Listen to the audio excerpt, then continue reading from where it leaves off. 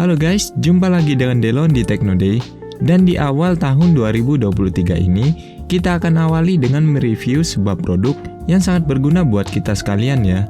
Sebagaimana yang kita ketahui kalau di tahun 2022 kemarin, banyak sekali kasus curanmor ya. Dan salah satu teman saya juga sudah menjadi korban.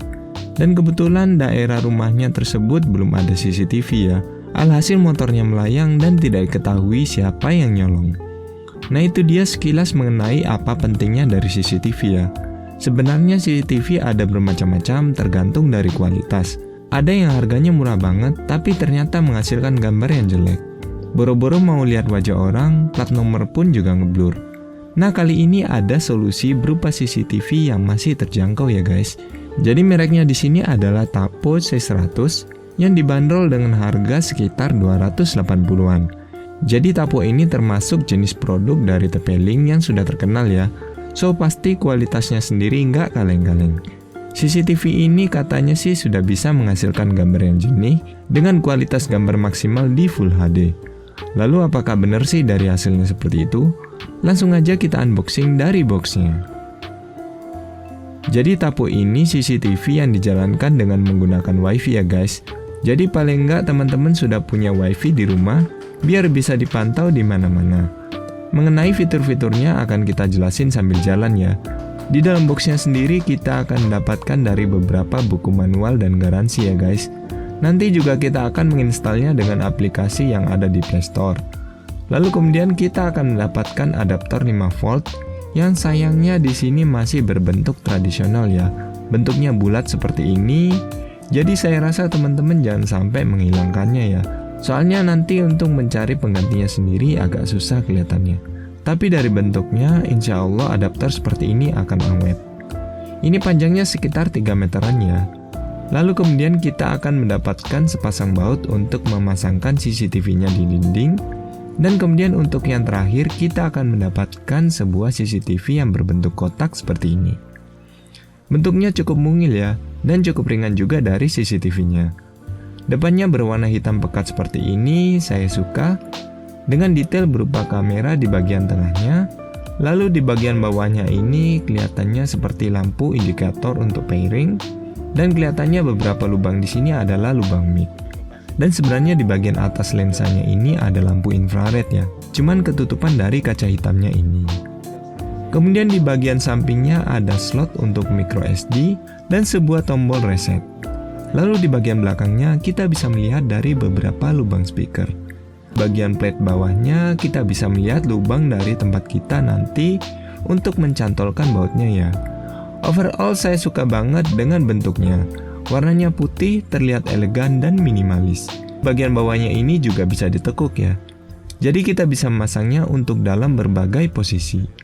Bisa berdiri biasa ataupun bisa digantung. Bebas pokoknya. Yuk kita langsung aja pasang dari CCTV-nya ini.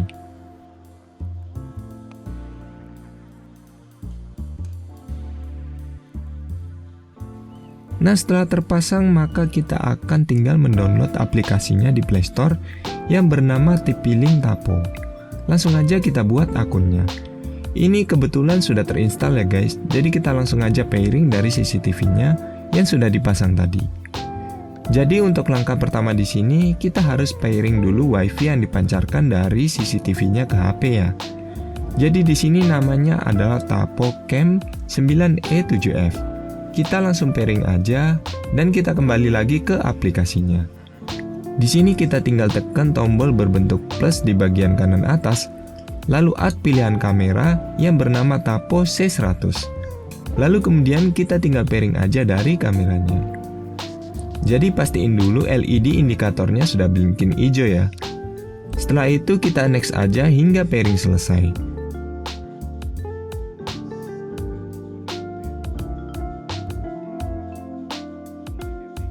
Lalu yang terakhir kita tinggal memilih WiFi di rumah yang ingin kita konekkan. Di sini sudah saya pilih WiFi-nya dan kita tinggal tunggu aja untuk prosesnya. Lumayan cepat kok. Nah yang terakhir kita tinggal kasih nama aja dari device-nya. Selesai deh. Lalu proses selanjutnya kita tinggal masukkan dari memori micro SD-nya. Di sini saya sarankan pakai yang minimal 32 GB ya guys. Jadi bisa merekam sekitar ya hampir sebulanan. Nah kemudian ini adalah hasilnya ya. Ternyata untuk viewing angle-nya ini lumayan wide atau terkesan lebar. Dan ternyata untuk gambarnya ini sendiri juga terkesan agak fish eye ya. Tapi nggak masalah, justru semakin lebar maka akan semakin banyak objek yang bisa ditangkap nantinya. Seperti yang teman-teman lihat, ternyata hasilnya di sini memang jernih ya. Dan lebih banyak detail yang bisa dilihat. Sejauh ini saya cukup puas dengan hasilnya, cukup jernih dan detail. Jauh dari hasil CCTV yang pernah saya beli dulu. Di sini kita bisa melihat detail yang bagus, hingga angka dari plat nomor kendaraan yang bisa masih terekam dengan jelas. Emang bagus sih untuk hasilnya, dan lensanya juga sudah termasuk wide. Selain itu ada beberapa fitur lainnya di aplikasi, seperti dari mengirim suara, privacy mode atau mode mati sejenak, alarm, serta playback memori atau pemutaran ulang data video yang ada di masa lampau. Nah jadi kita bisa melihat rekaman CCTV di jam yang kita inginkan ya, dan kita bisa mengaktifkan dari notifikasi sensor jika ada objek yang bergerak di area perekaman CCTV. Jadi garis yang berwarna orange di sini menandakan jika ada pergerakan ya. Jadi kita bisa langsung pantau di daerah yang memang ada pergerakannya. Dan kita bisa setting agar notifikasi tersebut aktif di handphone kita. Selain itu ada beberapa pengaturan setting tambahan seperti motion detection, loop recording atau menimpa video lama jika habis, serta yang paling penting adalah video quality-nya. Di sini kita bebas memilih antara resolusi HD ataupun Full HD. Masing-masing memiliki size yang berbeda memang. Dan jika diaktifkan ke Full HD, maka akan berdampak ke perekaman memori microSD kita. Tapi selama ada fitur loop recording, jadi masih aman-aman aja.